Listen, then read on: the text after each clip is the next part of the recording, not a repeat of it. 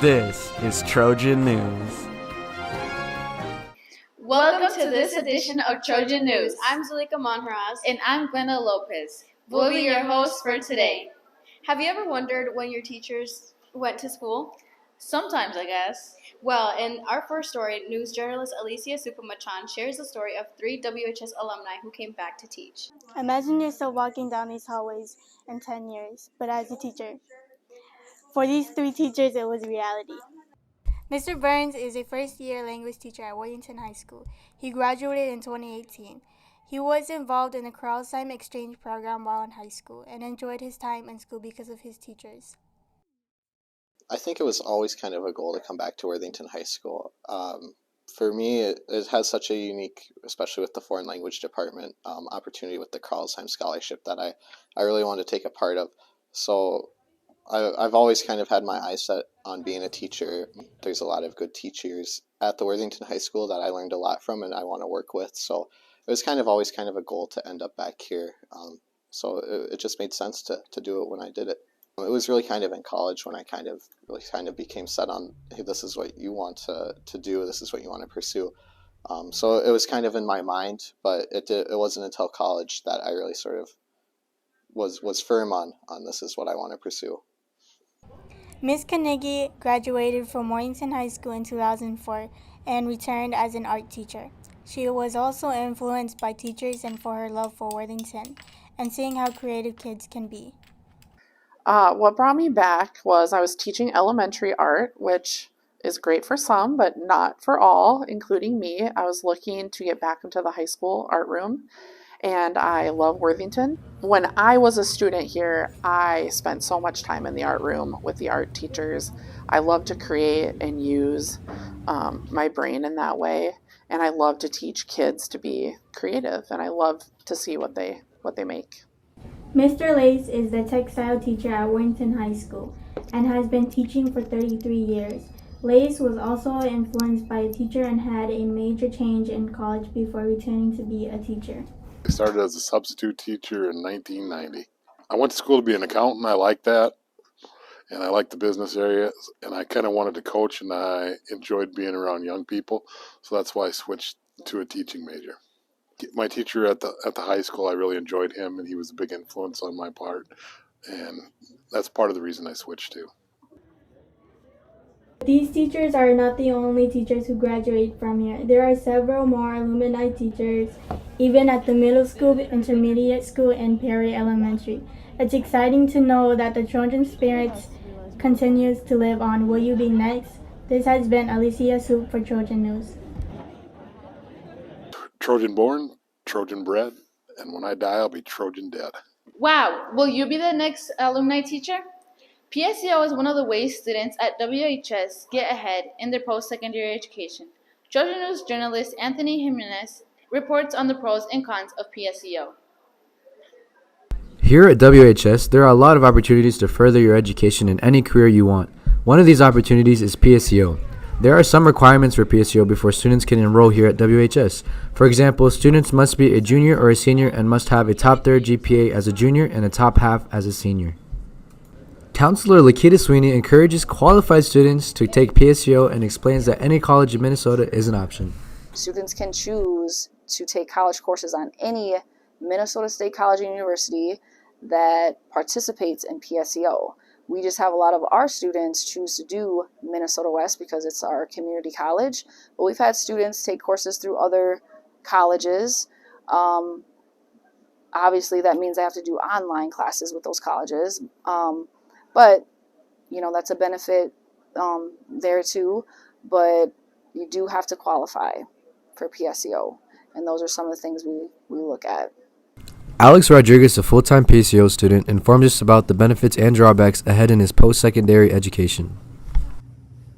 You get to jump ahead a few years if you're planning to go to college, so instead of taking those first 2 years in college to do your generals, you can just get them done while you're still in high school. Maybe like during finals week, it's a lot more stressful than just a regular end of a quarter in high school because there's a lot more work you have to do, some projects or maybe exams that you have to study for. So another PSEO student, Irma Hernandez, has taken college courses part-time and tells us about the balance between high school and college courses. that too, like saving money. I took a couple classes, so I won't have to take them and pay for them when I actually go to like a university. And with social too. I made some friends over there. Got to know some teachers. So it's pretty stressful too, like having a job and also taking college classes. But I feel like that's more of a personal thing rather than like the college classes. So just that. Counselor Lakita Sweeney spoke with absolute confidence on the positive impact PSEO can make for WHS students. Absolutely. I think PSEO is a great opportunity for students who definitely are looking at furthering their education through college. It's a program where you can earn college credits, high school credits at the same time, and it's free to students to do PSEO. If you're interested in pursuing higher education after high school, being enrolled in PSEO is a good option available at WHS for all students.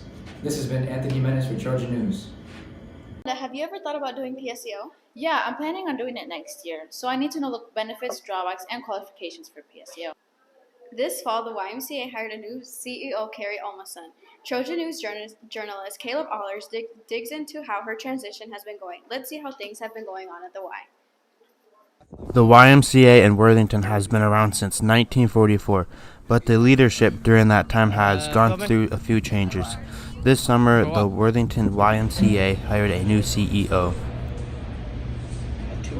Carrie Olmanson has excitedly accepted the position. She has been with the Y for 25 years in Mankato and believes connecting with the people is the best way to do things.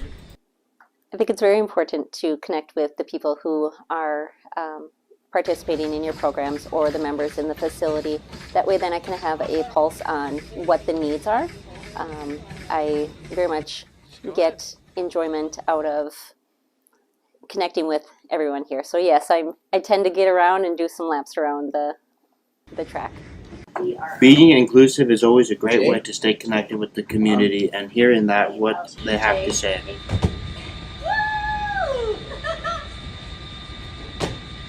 That's awesome. The YMCA has many members with different interests. Some frequent the pool, some participate in classes, and others push themselves in the fitness center. Corey Greenway, a frequent Y user, shares what new opportunities could arise with Carrie's influence.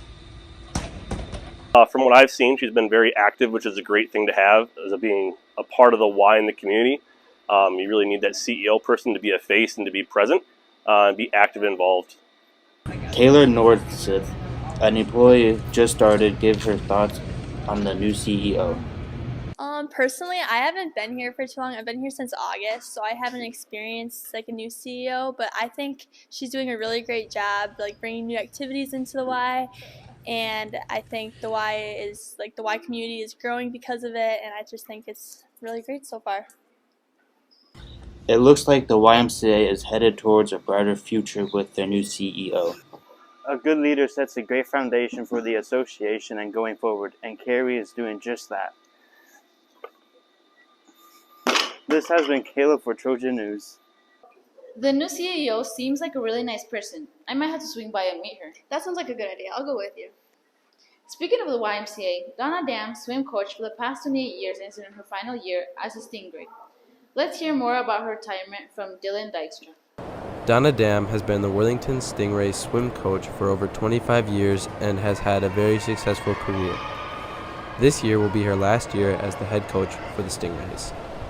Coach Donna, swim team head coach, has really enjoyed her time as the coach, but is ready to retire and have more time for herself. I'm old. I'm planning on retiring from my full-time job.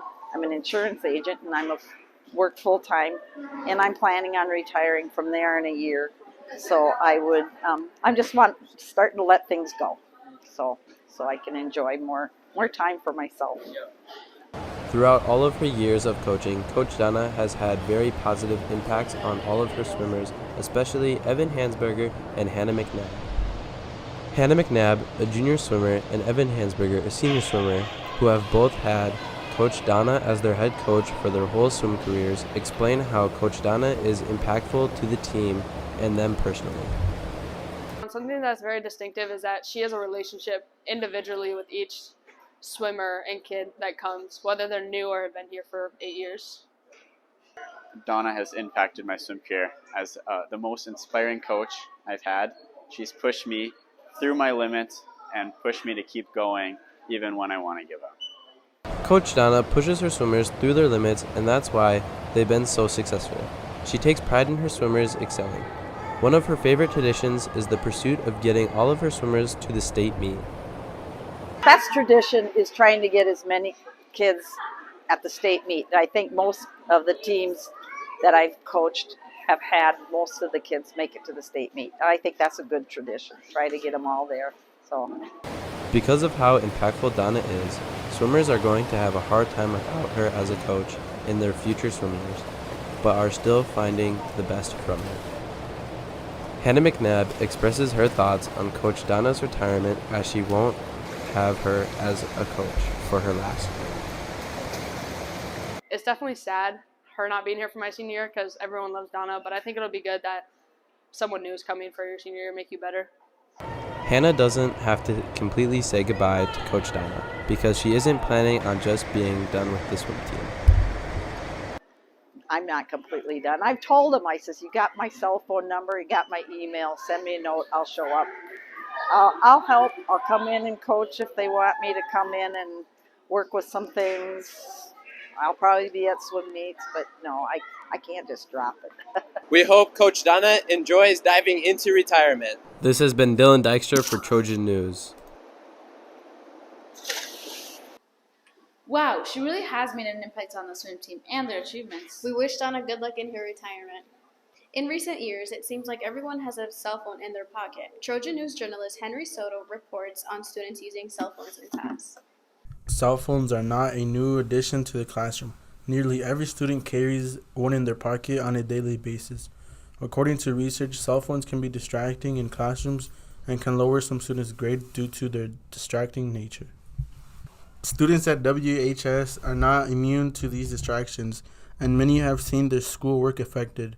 Mr. Brands, the WHS assistant principal, emphasizes how frequently he sees students on their phones in and out of classrooms. I think the hardest part is them putting them down. They have them out all the time. Even if you record the hallways as they're walking, they'll be staring at that, not really looking where they're going. Although Mr. Brands understands the problem with students' usage, he also sees the positive in it. Phones make our lives simpler. It's able to, we have them in emergencies. That's a really good part. But yet they're always there and we're always available. So that's probably the bad part. Ms. Napton, a WHS English teacher, understands that continuous availability of phones has led to increased phone usage during class, as well as being a negative factor on students' attention span. I think I've seen positive and negatives. I've done some research for a program that I'm in, and a lot of the statistics I've found during studies that I've read show that phones tend to be more of a negative influence on students because of the distractions and just things like that they provide for students. While Ms. Napton recognizes the negative impact in her classroom, she does notice some students using their phones to listen to music. Instead of doing their work, I think that often lends to them not passing classes or not getting good grades. But I do know for a lot of students, especially in the English classroom, listening to instrumental music helps them focus while reading. So again, I think there's positive. Listening to music is one of the things that phones provide students that may increase focus. While teachers are aware of negative impact on cell phones in the classroom, students still check them frequently. Kevin Ramos, a sophomore, shares how he uses his phone during school time. Kevin prioritizes classwork but will use his phone when it is all done. I don't, but when I'm done with my work, I go on my phone. Kevin also recognizes that he needs to do work on his phone habit. Probably just to focus on my work and try not to go on my phone as much. Phones may be handy to sneak a text or a funny snap, but when it comes to education, it's time to disconnect in order to reconnect with class. This has been Henry Soto for Trojan News. Hold on, let me answer this text quick. Obviously, phones have a big impact on students. Sometimes I wonder how many students at WHS work. Well, Zuleika, in our next story, we'll take a look at a few students that choose a balance to both work and school. Let's take a look. Many students at WHS need money. If not many, it's every student that needs it. No matter how stressful or hard it is with balancing work and school, these students find a way to make it work. A student example is Grace Stigman, a sophomore at WHS. She gives us an insight of what she does at work and how she balances her personal life with it. I think work is pretty easy to balance because I usually work during the weekend, so I have the whole week to myself basically. I pretty much answer the phone, take to-go orders, seat people. That's pretty much it. Another student example is Jose Rodas, also is a student, but he goes to the ALC. He knows why it's important to have your own money and what the benefits are from it. Benefits of having a job is basically having pocket money, so you can just spend it on things you want or necessities instead of asking your parents. Another student example is Sarah Telemontes, a junior at Worthington High School, who takes PSEO and does dance. She helps us understand more about how she manages her time and how the activity she does affects her and her college work. Like for dance, I'm only in varsity kick, and while other the jazz teams practice, I do my homework, or sometimes I work and come into practice a little bit late, but I have time for everything. The reason why I do it. Even though these high school students have part-time jobs, they know how to work around the obstacles they may have in both work and school. They know how to chase the bag. This has been Glenda Lopez reporting for Trojan News. Thanks for watching this edition of Trojan News. This has been Zulika Manharas and Glenda Lopez. See you next time.